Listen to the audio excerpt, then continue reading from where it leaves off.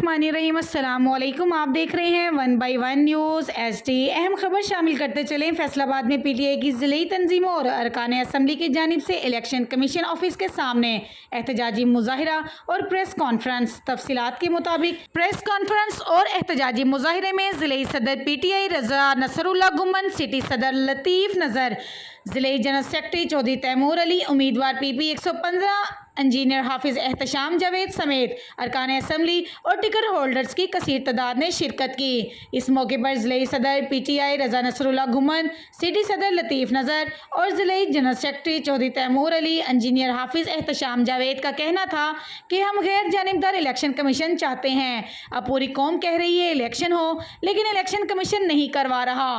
पूरी दुनिया ने देखा हुकूमत गिराने के लिए बाहर से फंडिंग हुई है, इसका इलेक्शन कमीशन नोटिस क्यों नहीं ले रहा? अदारों को मतनाज़ा बनाया जा रहा है। किसी गैर जानिबदार ऑफिसर को चीफ इलेक्शन कमीशन बनाया जाए, अवाम की उमंगों के मुताबिक फौरी, साफ और शफाफ इलेक्शन करवाए जाएँ। इलावा ज़िले ऑफिसर इलेक्शन कमीशन ऑफिस के सामने एहतजाजी मुजाहिरा भी किया गया। कारकुनों ने इलेक्शन कमीशन ऑफिस के गेट की दीवारों पर चढ़ कर भी हुकूमत और इलेक्शन कमीशन के खिलाफ नारेबाजी की, जबकि इस मौके पर सिक्योरिटी के इंतहाई सख्त इकदाम किए गए थे। CPO मुबशर मेकर ने इलेक्शन कमीशन ऑफिस का दौरा भी किया और सिक्योरिटी इंतजामात का जायजा भी लिया। मजीद ऐसी खबरों से बाखबर रहने के लिए देखते रहिएगा चैनल 1 बाई 1 न्यूज़ HD।